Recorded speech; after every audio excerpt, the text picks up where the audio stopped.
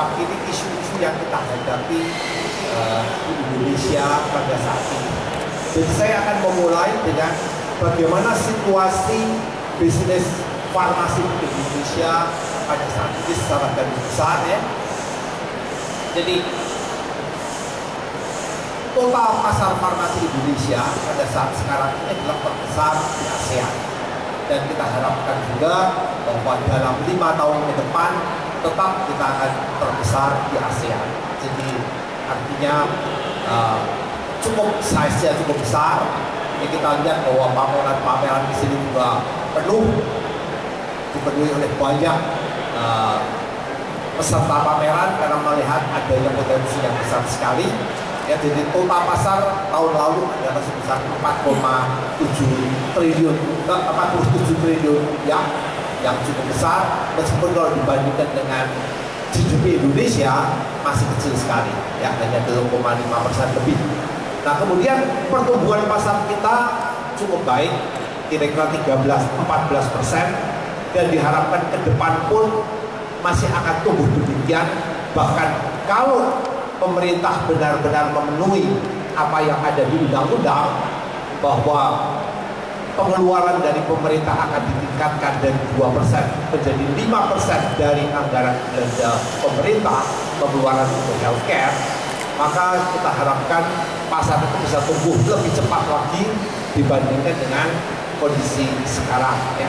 Seperti yang kita amati di banyak negara yang sudah mencapai tingkat GDP per kapita di atas 3.000 ya. Jadi seperti China, waktu dia melompati angka 3.000, pertumbuhan pasarnya lebih cepat dari 13-14%, bahkan ke 20%-an. Oke, nah satu hal yang cukup menggembirakan atau situasi yang kita hadapi bahwa industri farmasi Indonesia ini fragmented. Kita ada lebih dari 200 industri farmasi ya yang bergerak di Indonesia.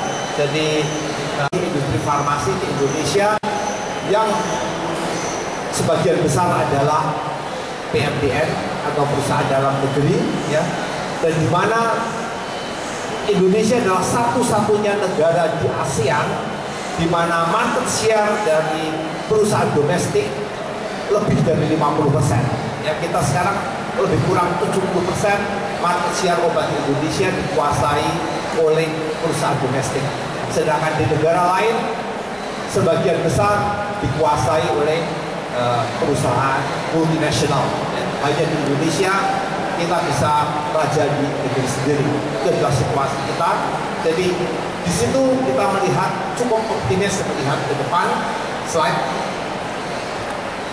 Tapi ada beberapa catatan yang kita rasakan sekarang ini, bahwa belakangan ini sejak beberapa bulan kita melihat ada uncertainties, dalam arti kata kurs rupiah yang melemah terhadap dolar, bahkan pada satu saat lebih dari 20% depresiasinya, dan ini sangat berpengaruh terhadap harga pokok kita karena bahan baku kita sebagian besar atau hampir semua diimpor dalam dolar. Kemudian juga ada pengetatan dari suku bunga, jadi yang mempersulit usaha-usaha dan likuiditas uang di pasar. Slide. Kemudian kita melihat juga bahwa cost kita akan meningkat yang cukup besar karena peningkatan dari harga listrik, ya, harga BBM, ya, yang naik secara sangat bermakna, yang tentunya akan memberikan tekanan terhadap harga pokok kita, ya, karena biarpun bukan persentase yang tinggi sekali, tapi naiknya cukup signifikan dari BBM dan listrik. Ke depan pun kita harapkan atau diperkirakan masih akan terjadi kenaikan daripada listrik dan BBM ini. Kemudian ada lagi satu hal yang hari ini kita rasakan semua, tuntutan buruh yang tinggi sekali terhadap kenaikan upah. Ya, tahun lalu sudah naik kurang lebih 50%, sekarang menuntut lagi untuk naik 50%, bahkan Jakarta ingin upah minimalnya 3,7 juta. Ya, jadi ini adalah pressure yang luar biasa karena bagaimanapun juga labor merupakan unsur yang cukup besar terhadap harga pokok kita. Ya, bukan saja harganya, tapi demo-demo yang disertai dengan beberapa tempat kekerasan itu menimbulkan dampak yang cukup serius terhadap kenyamanan berusaha di Indonesia. Ya. Kemudian ada isu di bidang regulatory yang harus kita cermati, yaitu misalnya kita tahu bahwa implementasi dari makin lama makin ketat, ya. Dan ini tentunya memakan effort yang luar biasa untuk kita, ditambah dengan juga pengeluaran uang yang besar sekali untuk melakukan investasi-investasi baik di bidang hardware maupun software untuk memenuhi persyaratan CGMP. Bahkan sekarang dengan PICS lebih berat lagi, ya. Kemudian kita lihat bahwa apa yang kita harapkan merupakan peluang SJSN, pasar yang diharapkan besar sekali, tapi sebagai pedang bermata dua. Dan yang kedua adalah bahwa implementasinya, peraturan-peraturannya, kita semua ragu bagaimana akan jalannya, ya. Dan kita belum tahu persis nanti jalannya seperti apa, ya, karena percobaan yang sudah dilakukan di katalog kelihatannya tidak sesuai dengan ekspektasi. Nah, jadi mengenai CGMP ini dan harga SJSN ini, kita memperkirakan, ya, dengan implementasi dari e-katalog, e-procurement itu, maka jadi kita melihat bahwa harga mungkin sekali akan mengalami pressure yang luar biasa, ya, karena tidak tender terbuka, ya, implementasi semua terbuka. Jadi kita tadi melihat kita sudah invest besar sekali dalam bentuk segala investasi untuk meningkatkan CGMP ini, ya, akan tetapi harga mungkin akan tertekan sekali. Jadi ini adalah suatu hal yang kita hadapi di depan, ya. Kemudian di bidang maju lagi regulatory slide, tapi belakangan ini banyak isu-isu yang kita hadapi, ya, dengan ketatnya POM, Badan POM untuk melaksanakan apa yang mereka anggap keamanan dan obat, termasuk penarikan dari desinfektan tunggal maupun kan isu produk, ya, dan ada isu paracetamol, ya. Kemudian juga tahun depan akan diimplementasikan bahwa semua supplier bahan baku harus memenuhi persyaratan CPOB di negaranya masing-masing. Ini adalah kembali merupakan tekanan politik yang harus dinaikkan, dengan akibat juga harga bahan baku akan naik di Indonesia, ya. Jadi ini satu hal yang cukup serius. Oke, jadi kita melihat bahwa pressure terhadap kualitas itu luar biasa. Di lain pihak ada risiko bahwa harga-harga akan turun, sehingga memang kita ini ada dalam suatu keadaan yang tidak begitu mudah akan menghadapi pressure dari atas dan dari bawah. Kemudian kita melihat bahwa banyak di antara kita coba lari dari obat menuju ke arah suplemen, tapi di sini pun kita berhadapan dengan banyaknya industri non obat yang masuk ke bidang itu dari arah food, ya, dan lain-lain. Di samping peraturannya juga di sana makin ketat, ya. Oke, slide berikutnya. Ya, tahun 2015 ke depan kita harus siap-siap dengan implementasi secara lebih luas dari ASEAN Economic Community, ya, yang kalau benar-benar Indonesia terbuka, maka ini akan merupakan pasar yang diserbu oleh tetangga-tetangga kita dari ASEAN, ya, dan ini akan membuat pasarnya makin ketat, ya. Kemudian ada isu yang lain lagi, slide berikutnya, ya, bahwa melihat dari ketertarikan asing terhadap pasar Indonesia, ada beberapa akuisisi yang telah terjadi di Indonesia. Ya, kita tahu bersama misalnya Nuvanindo sudah sebagian besar sahamnya dikuasai oleh perusahaan Innova, Imo, terakhir ada Fahrenheit telah bekerja sama dengan Etika yang menguasai 51% dan GV Racingers ya, dan kemudian ada satu lagi yang sedang dalam proses mungkin satu perusahaan Malaysia yang mengakuisisi ya mungkin perusahaan Indonesia ya. Jadi kelihatan ketertarikan mereka terhadap pasar Indonesia besar, sehingga dari luar pun coba untuk masuk memanfaatkan pasar Indonesia. Oke, slide lagi ya. Kemudian ada isu yang lain lagi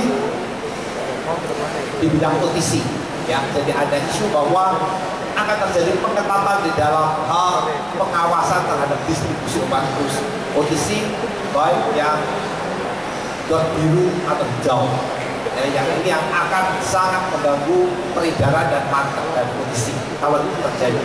Jadi ini adalah isu yang kita hadapi ya. Slide berikutnya ya. Sehingga secara keseluruhan challenge yang kita hadapi adalah memang bagaimana kita mendekatkan R&D kita untuk menghadapi situasi yang kita hadapi ini semua.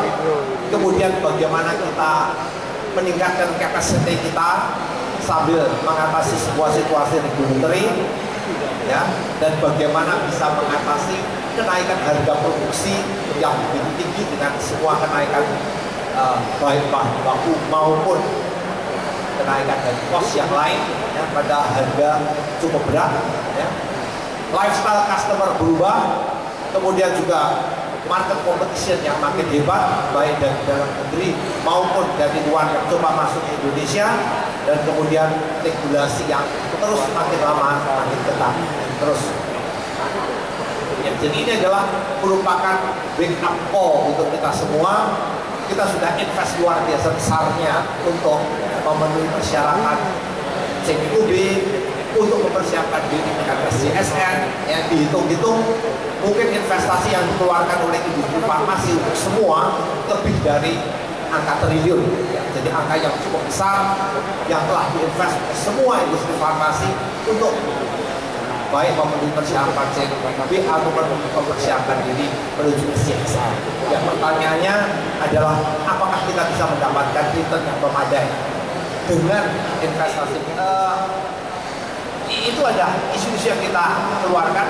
Nah, kita melihat di beberapa negara kalau pressure dalam negeri sudah begitu ketat seperti di India, Korea dan lain-lain, akhirnya mereka mencoba membuka pasar di luar Indonesia ya. Jadi India banyak sekali aktif mengekspor obat generik mereka ke Eropa, ke Amerika Latin, Rusia dan sebagainya ya. Pertanyaannya mungkin didiskus dalam pada diskusi, apakah itu jalan kita juga ya kalau dalam pressure dalam besar. Dan kedua adalah apakah kita harus meningkatkan R&D kita sehingga kita bisa mempunyai produk-produk yang non generic ya, supaya tidak bersaing di tengah tekanan yang lebih besar untuk generic ya. Saya kira terima kasih. Sekilas apa yang Pak Yohanes berikan tadi. Pak Yohanes akan mulai dengan keadaan internal industri farmasi Indonesia dan juga menyinggung soal hal-hal yang eksternal, dan kemudian juga menyinggung juga tentang kesiapan industri farmasi Indonesia kaitannya dengan CGMP, dan kemudian juga dengan aturan-aturan main yang baru di Indonesia, BPJS dan nanti ASEAN market. Kemudian industri juga sudah mulai ada tendensi perubahan dari industri obat mungkin ke yang non obat. Kemudian juga sudah munculnya banyak akuisisi di Indonesia seperti Pak Yohanes sebutkan tadi. Sudah ada akuisisi dari Novarindo oleh perusahaan Chemo, dan kalau Anda tahu dari perusahaan Erita di Bandung juga sudah dalam proses pembelian dengan perusahaan Malaysia. Kemudian adanya nanti pengetatan dari distribusi obat, terutama distribusi obat untuk OTC. Dan yang terakhir mungkin Pak Yohanes memberikan dua hal yang sangat penting dan merupakan homework buat kita, yaitu apa challenge di industri farmasi ke depannya ini. Di situ Pak Yohanes memberikan satu kelompok-kelompok. Pertama adalah kompetensi dan capacity, kedua adalah kompetisi yang akan terjadi, kemudian customer-nya jadi seperti apa, dan regulasinya. Dan kemudian juga Pak Yohanes menyinggung soal wake up call untuk industri farmasi Indonesia karena banyak kelompok tadi, apa yang kaitannya dengan BAB, dengan R&D yang harus ditingkatkan untuk mencari produk baru yang non-generik dan sebagainya. Dan presentasi Pak Yohanes ini akan dilengkapi lagi oleh presentasinya Pak Doro Jatun yang nanti tentunya akan lebih mempertajam informasi yang diberikan oleh Pak Yohanes.